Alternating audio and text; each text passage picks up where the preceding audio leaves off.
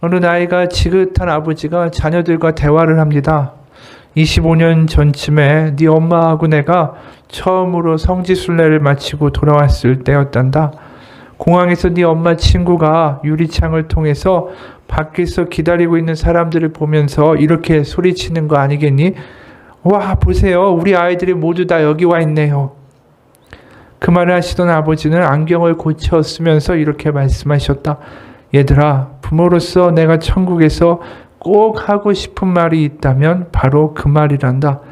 와, 보세요. 우리 아이들이 모두 여기에 다 와 있네요. 모든 가족들이 예수님을 믿고 나중에 천국에서 만나는 것만큼 행복한 일이 있을까요? 천국은 실제로 존재하고 예수 그리스도의 십자가, 부활, 탄생, 그 모든 것은 역사적인 사실입니다. 우리가 그 모든 것이 사실이고 또 사실인 것이 믿어진다면 비록 같이 이 자리에 모여 예배하지 못한다 할지라도 성탄을 맞이하는 우리의 기쁨과 감사가 있는 것이 마땅하죠. 왜냐하면 이 구주가 오셔서 드디어 우리 가운데 천국으로 가는 길을 열어주시고 하나님의 나라가 이 땅에 임한 것이 바로 성탄절이 아닙니까? 오늘 우리가 읽은 본문을 보게 되면은 마리아, 바로 예수님을 잉태한 마리아가 하는 기도의 내용입니다.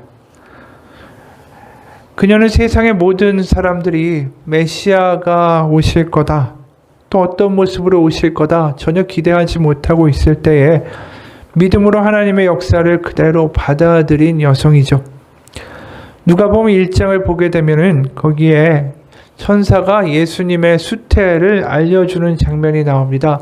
누가복음 1장 31절부터 38절입니다. 보라, 내가 잉태하여 아들을 낳으리니 그 이름을 예수라 하라. 그가 큰 자가 되고 지극히 높으신 이의 아들이라 일컬어질 것이요 주 하나님께서 그 조상 다윗의 왕위를 그에게 주시리니 영원히 야곱의 집을 왕으로 다스리실 것이며 그 나라가 무궁하리라. 마리아가 천사에게 말하되 나는 남자를 알지 못하니 어찌 일이 있으리이까.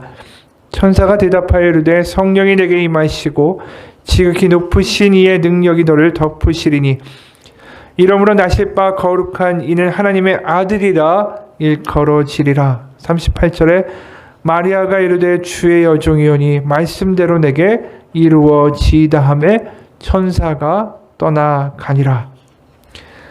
이 처녀가 아이를 갖는다는 것, 그리고 또 그 아이가 그냥 아이가 아니라 하나님의 아들 메시아다라는 사실은 이 작은 소녀가 감당하기에는 너무나도 충격스러운 일이죠.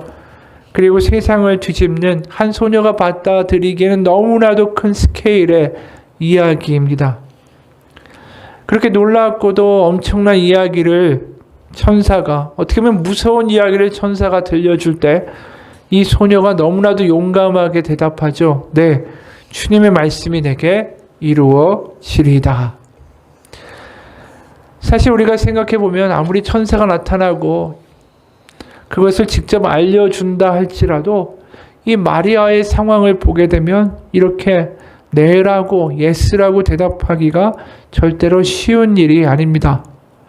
왜냐하면 자신의 상황을 생각해 보면 여전히 먹을 것이 부족하고 돈도 없고 가난하고 이름도 모르는 어느 가문의 시골 농부의 딸이고 그리고 아주 미천하고 그냥 평범한 10대 소녀이기 때문이죠. 게다가 아직 결혼도 안 한 처녀가 임신했다. 그러면 그 마을에 완전히 수치가 되고 잘못하면 돌에 맞아 죽을 수 있는 그러한 상황이었습니다. 게다가 남편이 되기로 한 요셉은 그 마리아 자신의 임신 소식에 대해 어떻게 반응할지도 마리아는 알지 못해요. 그런데 그녀가 대답하죠. 네, 주님의 말씀이 내게 이루어지리이다. 이게 얼마나 용감한 대답인지 몰라요. 그러고 나서 이런 용감한 대답을 한 이 마리아가 더 나가서 오늘 기도를 보게 되면 완전히 역전의 하나님을 목놓아 외칩니다. 그녀의 기도의 내용이 다른 게 아니라 이런 겁니다. 지금 세상은 헤롯이라고 불리우는 아주 악한 왕, 그 강한 힘을 가지고 있는 왕이 지배를 하고 있고, 또 로마의 권세는 끝날 것 같지가 않아요. 제국을 이루고 그 넓은 땅을 다스리면서 통치하는 로마의 권세가 너무나도 높습니다.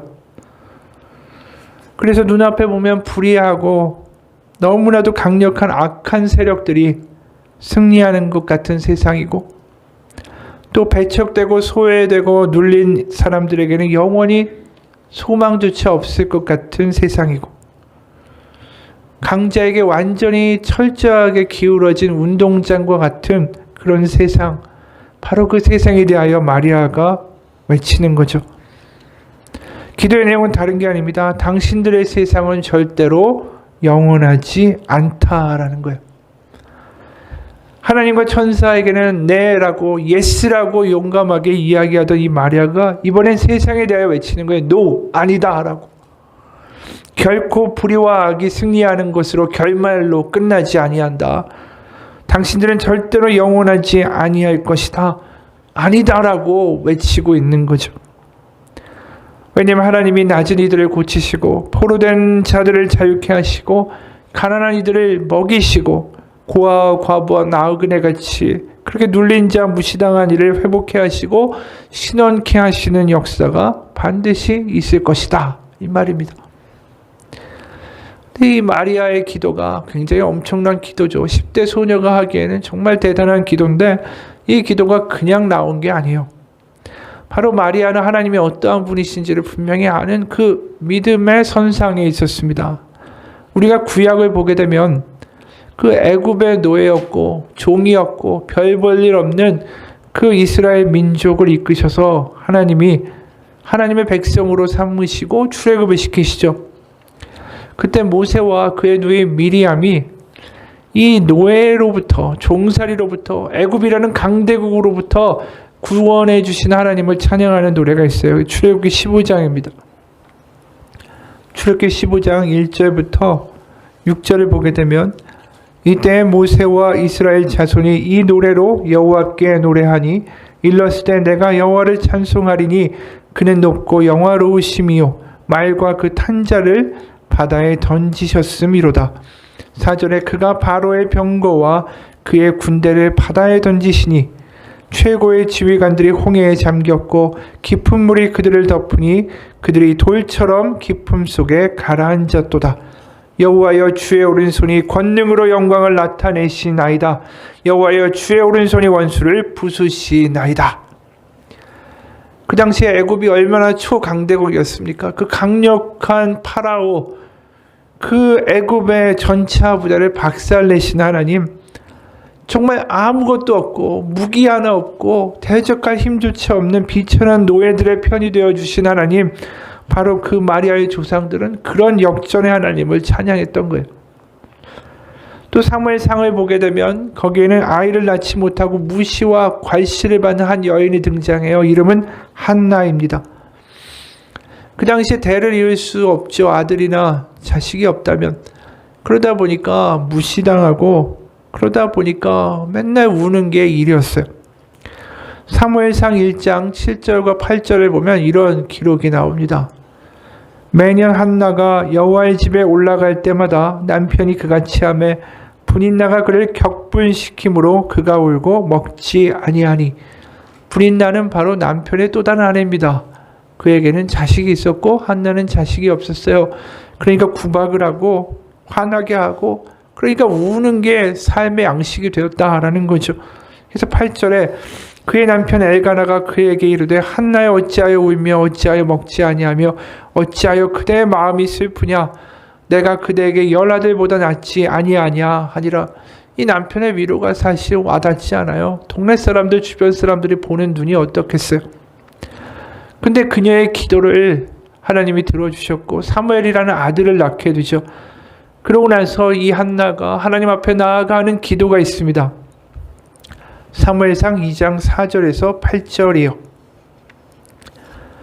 용사의 활은 꺾이고 넘어진 자는 힘으로 띠를 띠도다. 풍족하던 자들은 양식을 위하여 품을 팔고 줄이던 자들은 다시 줄이지 아니하도다. 전에 임신하지 못하던 자들은 7을 낳았고 많은 자녀를 둔 자는 쇠약하도다. 8절에 가난한 자를 진토에서 일으키시며 빈궁한 자를 거름더미에서 올리사 귀족들과 함께 앉게 하시며 영광의 자리에 차지하게 하시는도다. 땅의 기둥들은 여호와의 것이라 여호와께서 세계를 그것들 위에 세우셨도다. 완전한 역전의 이야기예요. 줄이던 자들은 다시 줄이지 않을 거고 임신 못하는 자들은 많은 자녀를 낳을 것이고 가난한 자를 진토에서 일으키시고 빈궁한 자를 거름더미에서 올려서 귀족들과 함께 앉게 하실 것이다. 완전한 역전의 이야기가 나오는 거죠. 근데 이 이야기가 힘을 가진 사람들에게서 나오는 게 아니라 고대 사회에서 무시당할 수밖에 없는 노예들과 여인들의 입술에서 나오고 있다라는 거예요. 지금보다 훨씬 더 약육강식의 논리가 지배하고 있고 아무런 희망을 볼 수 없는 너무나도 단단한 사회 구조를 가지고 있는 그 구조의 맨 밑바닥에 있는 존재들이 바로 이런 찬양과 역전의 기도를 하고 있다라는 거죠. 바로 꿈꿀 수 없는 가운데 꿈을 꾸고 절망의 상황 가운데 역전을 노래하는 거예요. 왜? 하나님 때문에. 하나님이 그런 역전과 소망의 하나님이시기 때문입니다. 실제로 남유다가 패망하고 이제는 남왕국 북왕국 다 망하고 강대국인 바벨론의 포로로 끌려가게 된 나라조차 잃어버린 이스라엘 민족에게 무슨 소망이 있을까? 더 이상 뭘 노래할 수 있을까? 그들은 그저 망한 나라의 포로들이고 노예일 뿐이죠. 그런데 그들이 시편 146편을 보면 다시 노래해요. 시편 146편 7절부터 10절을 보면 이렇게 노래합니다. 억눌린 사람들을 위해 정의로 심판하시며 줄인 자들에게 먹을 것을 주시는 이시로다. 여호와께서는 갇힌 자들에게 자유를 주시는도다.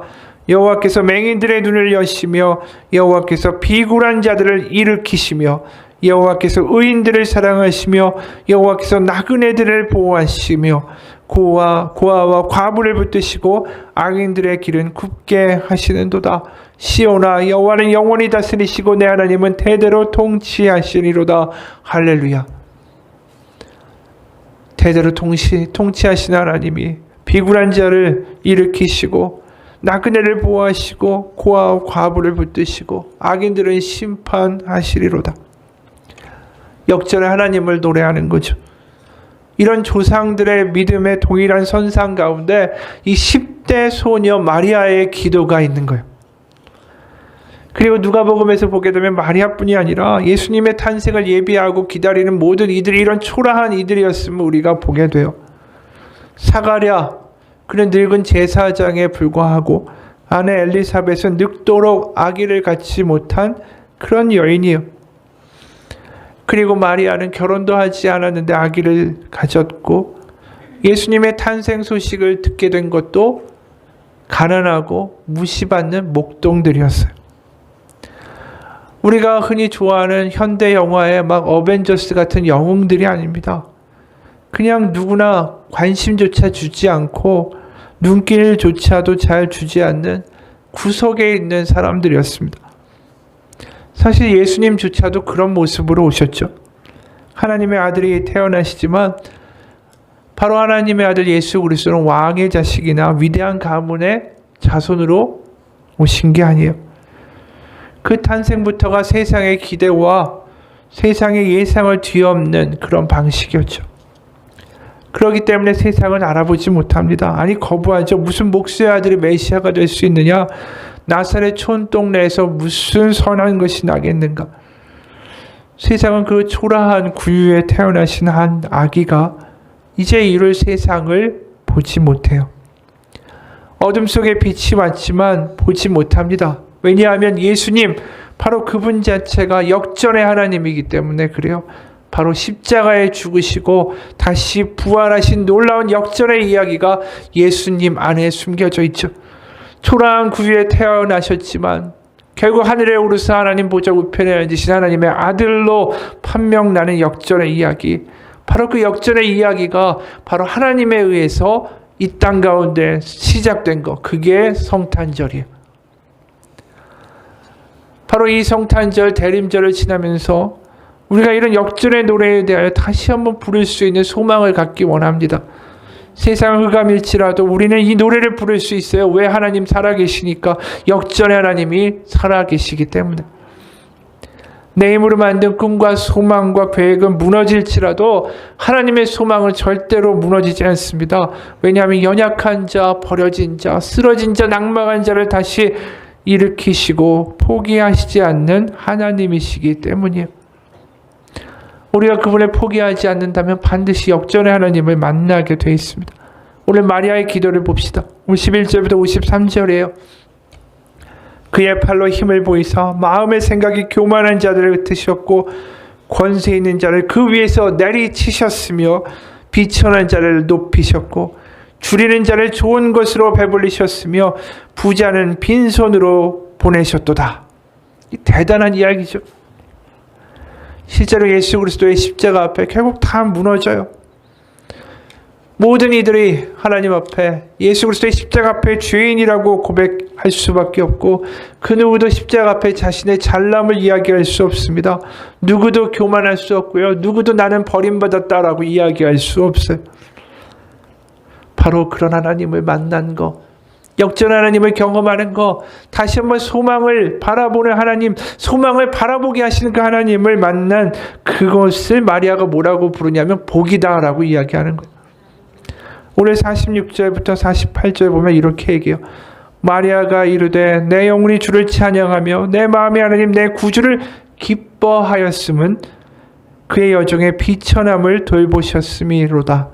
이제후로는 만세 날을 복이 있다 일컬으리로다. 마리아가 말하는 복은 다른 게 아니에요. 하나님이 어떠한 분이신지를 알기 때문에 내가 복되다라고 이야기하는 거예요. 우리가 세상에서 성공하고 돈을 많이 벌고 풍요로운 삶을 살아가는 것이 복된 게 아니에요. 바로 십자가의 하나님, 바로 저 구약에서 절망하고 소망하고 아무것도 없지만 세상에서 정말로 불가능할 것 같지만 그것을 뒤집어 버리시는 하나님, 그 하나님을 만난 사람들, 그 하나님을 믿는 사람들, 그 사람들이 복된 사람들이다라는 거예요. 우리가 그런 복을 소유하기 원합니다. 지금의 마리아가 갑자기 부자가 됐습니까? 갑자기 공주가 됐어요? 그렇지 않아요. 여전히 10대 소녀의 가난한 농부의 딸에 지나지 않고 남편 요셉은 어떻게 나올지 모르지만 그녀 스스로가 나는 가장 복된 사람이라고 이야기해요. 왜? 역전의 하나님을 만났으니까. 십자가에 죽으시지만 부활하시고 세상은 못 알아보지만 하나님의 나라가 임하게 하는 놀라운 하나님의 역사가 그 작은 소녀의 마음 가운데 들어온 거예요. 그 역전의 하나님의 이야기가 믿어진다면 세상의 말과 세상의 이야기가 우리를 해치지 못합니다. 그런 마리아의 기도가 과거에만 있느냐? 그렇지 않아요. 왜냐하면 우리 가운데도 여전히 하나님은 그 역전의 하나님으로 살아계시기 때문입니다. 어둠 가운데, 소망이 없는 가운데 폭력과 저주가 난무하는 이 땅에 하나님의 아들이 오셨어요. 우리가 함께 계시고 바로 성령을 통해서 우리에게 주시는 게 뭡니까? 바로 꿈꿀 수 있는 자가 되게 하시는 거.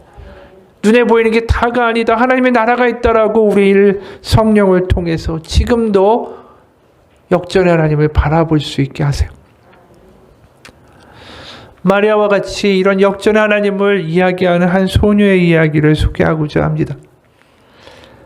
바로 우리가 지금 지나고 있는 대림절, 얼마 남지 않는 성탄절, 바로 그 어둠 속에 버려졌던 한 소녀, 그 소녀의 이름은 옥분이에요. 옥분이. 이름이 왜 옥분이냐 하면 바로 구한말 1900년도 초반에 살던 14살의 소녀입니다. 바로 그해 초겨울에 그 주인 양반이 주인이죠. 그 주인에게 이끌려서 외국인 의사가 있는 병원에 던져졌어요. 손과 발이 동상에 완전히 걸려서 죽기 직전이었고 동상에 걸리니까 이제 썩어가잖아요. 8개월의 투병을 거쳐서 간신히 목숨을 건졌습니다. 그 병원에서 처음으로 한글을 배웠대요. 그래서 사랑하는 부인에게 라는 첫 문장으로 선교사에게 편지를 쓰게 됩니다. 지금 보이는 사진에 저 글씨가 옥분이의 글씨고 사진이 옥분이에요. 그 아이를 돌본 쿠타펠이라는 선교사 부인이 있습니다. 그 부인이 그 옥분이의 이야기를 기록해서 신문에 보내서 지금 저 사진과 밑에 있는 영어 글이 나오게 된 거예요. 그래서 그 신문 기사의 제목은 조선에서 제일 행복한 소녀라는 제목으로 기사가 실렸습니다. 그 내용을 좀 소개하면 이렇습니다. 날 찾았으니 선교사는 자기를 쳐다보고 있는 상기된 얼굴을 향해 미소를 지어 보였다. 네, 선교사를 찾은 사람은 14살 조선의 소녀 옥분이었다. 소녀는 마루에 앉아 있었다. 선교사는 병원 문을 닫고 소녀 옆에 가서 앉았다. 옥분아, 그래 이야기해봐. 뭔데? 잠시 어색한 침묵이 흘렀다. 저기요, 곧 아주머니 나라로 돌아가실 거예요? 그래, 그렇단다. 한 일주일쯤 있으면. 그럼 저에게 이 크리스마스 트리하고 선물을 보내주신 아주머니 친구들을 다 만나실 거예요? 하나님께서 그렇게 하게 하시면 다 만나겠지. 그럼요, 제가 부탁 하나만 드려도 돼요? 옥분이가요, 감사드린다고 전해주실래요? 선교사는 소녀의 고운 간청에 감동을 받아 그러겠노라 라고 했지만 웃으면서 물었다. 그런데 옥분아, 어떻게 하지? 내 친구들이 너를 모를 텐데.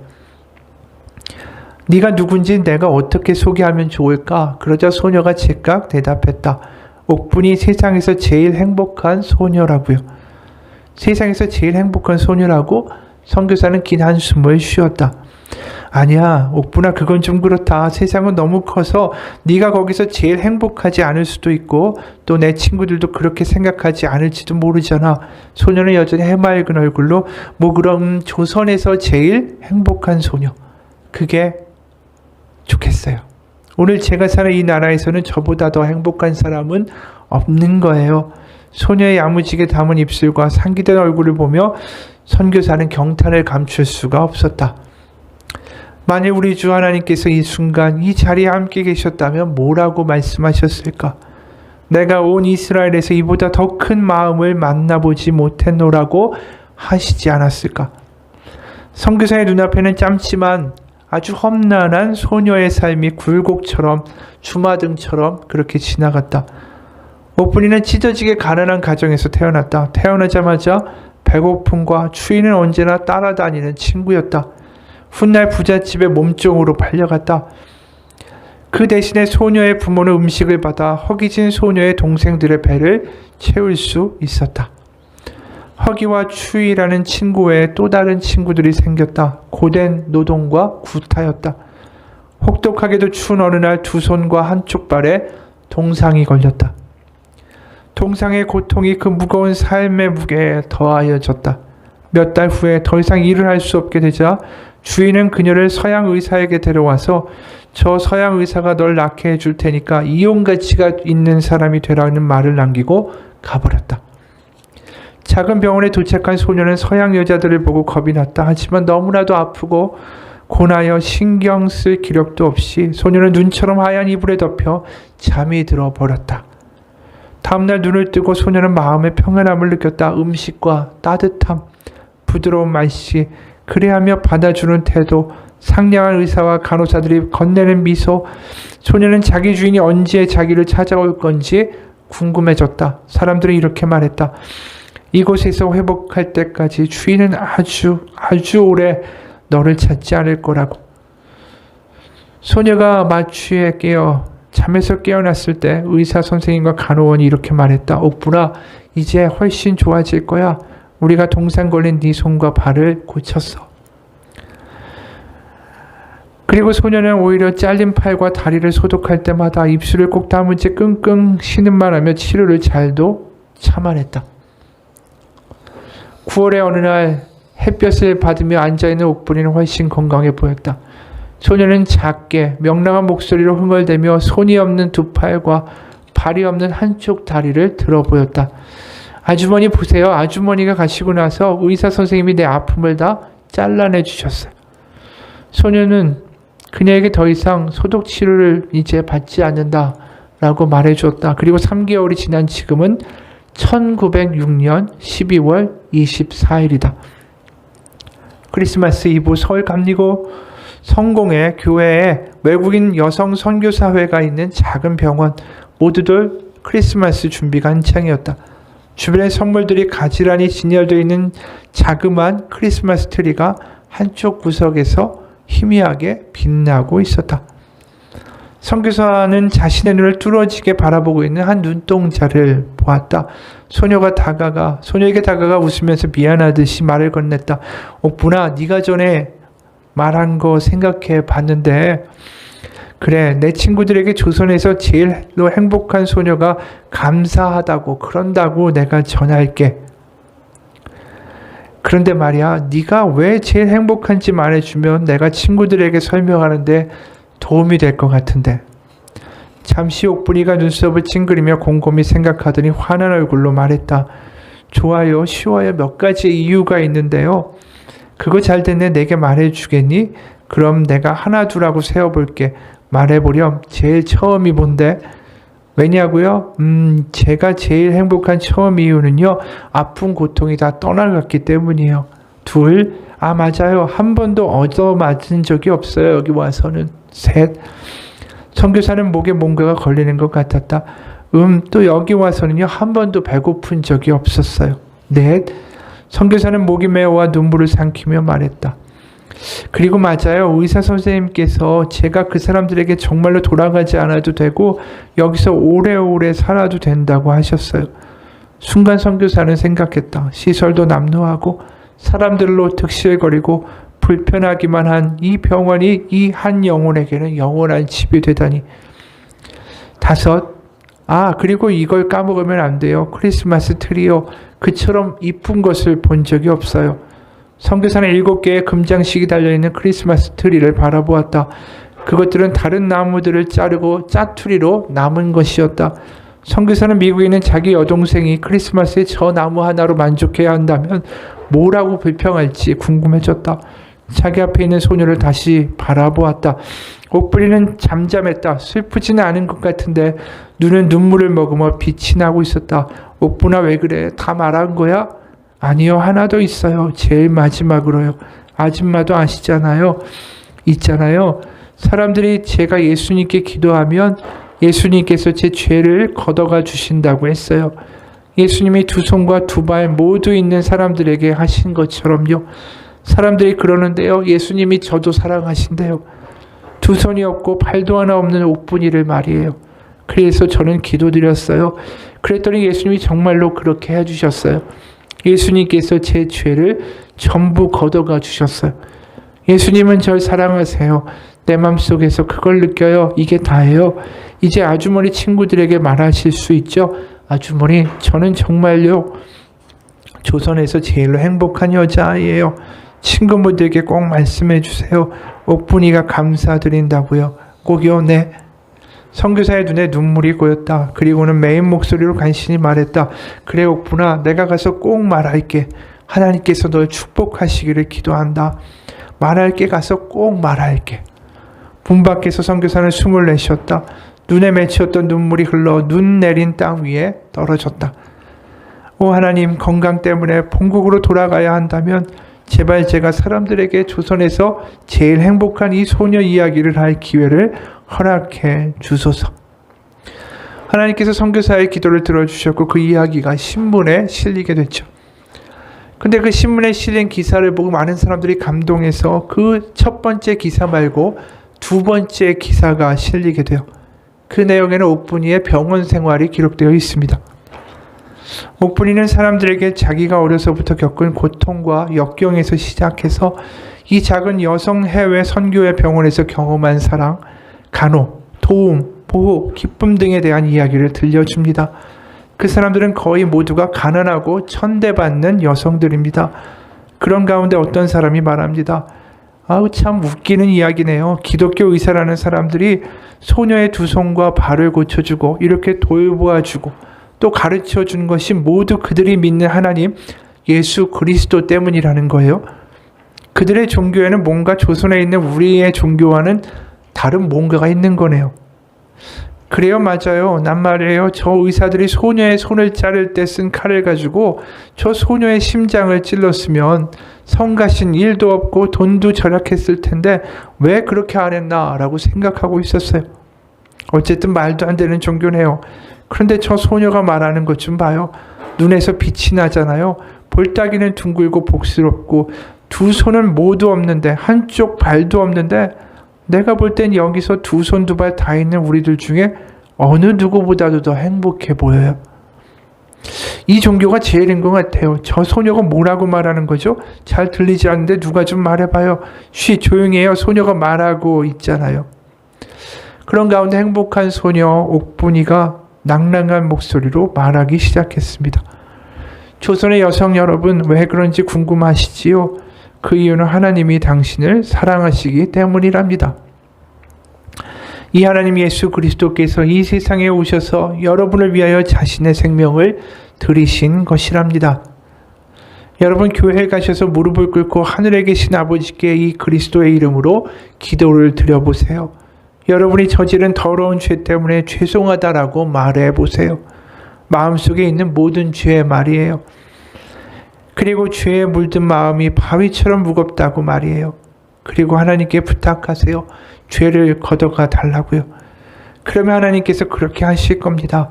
하나님 모든 걸 희고 깨끗하게 해주실 거예요. 바위같이 무거웠던 마음은 새털처럼 가벼워질 거예요. 또 이 세상을 살 동안 삶은 행복해지고요. 또 있어요. 여러분이 죽으면 말이에요. 하나님께서 여러분을 데리고 가셔서 하나님께서 여러분을 위해 지으신 아름다운 집에 그리스도와 함께 살게 해주실 거예요. 모든 아픔은 다 사라질 겁니다. 여러분, 지금 와서 기도하세요. 하실 수 있으면 교회에 가세요. 하실 수 없으면 지금 여기서 기도하세요. 하나님 아버지께서 여러분의 마음을 당장 씻어 주실 거예요. 기쁨과 평화가 늘 있을 겁니다. 예수님이 기다리세요. 제가 찬양을 하겠습니다. 모두 무릎을 꿇고 기도합시다. 그리고 옥분이는 자기가 제일 좋아하는 찬송을 노래하기 시작했습니다. 나의 죄를 씻기는 예수의 피밖에 없네. 내 안을 청케하기는 예수의 피밖에 없네. 노래가 그치고 방 안에 있는 불쌍하고 버림받은 여성들은 눈물을 훔치며 울기 시작했습니다. 내일 또 올게요. 더 듣고 싶어요. 노래를 더 불러주세요. 소녀는 지칠 줄 모르고 계속 찬송을 불러주었습니다. 해가 저물고 의사 선생님이 진료실로 마지막 환자를 불렀습니다. 그러니까 의사 선생님이 아침부터 환자들을 밤까지 볼 동안 이 모든 일이 계속해서 벌어지고 있었던 것입니다. 소녀는 한쪽 다리를 하고 목발을 두 팔로 의지한 채 일어섰습니다. 누가 그리스도를 더 알기 원하세요? 손 들어보세요. 여기저기서 손을 들었습니다. 옥분이는 고개를 숙여 이렇게 기도합니다. 예수님, 여기 당신을 알고자 하는 사람들이 있습니다. 모두 힘들고 지친 사람들입니다. 그들이 당신을 알기 원합니다. 지금 도와주세요. 그들을 가르쳐 주세요. 저를 가르쳐 주신 것처럼요. 예수님의 이름으로 기도합니다. 아멘. 간호사가 복도로 들어왔습니다. 잠잘 시간이 되었다며 옥분이를 병실로 인도합니다. 병실의 의사 선생님께 몇 말씀을 듣고 저녁 기도를 한 후에 하얀 가운으로 갈아입고 소녀는 침대에 누웁니다. 의사 선생님이 깔끔한 침대에 기대어 말합니다. 얘야, 이 조선 땅에는 하나님께서 어느 목사보다도 너에게 더 많은 영혼을 보내주시는구나. 하나님께서 너를 축복하시기를 기도한다. 넌 언제나 당신 곁에, 너의 곁에서 가까이 지켜주심을 믿는다. 이게 기사의 내용이에요. 이 소녀가 마치 마리아와 같은 역전의 이야기를 하고 있는 소녀 같다라는 생각이 듭니다. 세상으로 보면 별것이 없는 소녀지만 그곳에서 하나님을 만나고 하나님께 감사할 것이 넘친다고 하고 세상에서 가장 행복하다고 말하는 바로 하나님을 제대로 만난 그 소녀, 바로 마리아의 하나님, 바로 옥분이의 하나님, 바로 버려진 자, 무너진 자, 꿈꿀 수 없는 자, 소망이 없는 자, 아픈 자, 가난한 자, 그 모든 이들을 자유케 하시고 회복케 하시는 역전의 하나님을 만난 사람들, 그런 역전의 하나님을 경험하시는 이 대림절의 시간, 성탄절의 시간이 되시기를 주님의 이름으로 축원합니다. 기도하겠습니다. 하나님 아버지, 예수 그리스도 그분의 탄생과 십자가와 부활, 그리고 하나님의 나라와 천국은 모든 것이 사실입니다. 바로 하나님은 우리에게 꿈꿀 수 없고 힘들고 지치고 낙담한 그 상황 가운데도 우리에게 놀라운 일을 행하실 수 있는 역전의 하나님이십니다. 그 하나님을 바라보며 다시 한번 우리 가운데 소망을 가지기 원합니다. 역전의 하나님을 경험하며 찬송하며 노래하기 원합니다. 지금 세상은 코로나로 염려와 근심과 어둠과 한숨이 가득합니다. 하지만 이것이 끝이 아닙니다. 절대로 이것이 결말이 될 수 없습니다. 하나님께서 분명히 하나님의 선한 뜻을 우리의 삶 가운데, 우리의 가정 가운데, 우리의 교회 가운데 이루실 것을 믿습니다. 바로 하나님의 살아계심을 믿고 하나님이 하실 일을 기대하며 다시 한번 역전의 하나님을 믿어지는 복을 우리 가운데 허락하여 주옵소서. 그래서 낙담하며 포기하며 그렇게 살아가는 삶이 아니라 다시 한번 하나님 바라보며 찬양과 기쁨과 감사 가운데 살아가는 우리의 삶이 될 수 있도록 하나님 인도하여 주옵소서. 살아계신 우리 주 예수 그리스도의 이름 받들어 기도합니다. 아멘. 우리 같이 봉헌하겠습니다.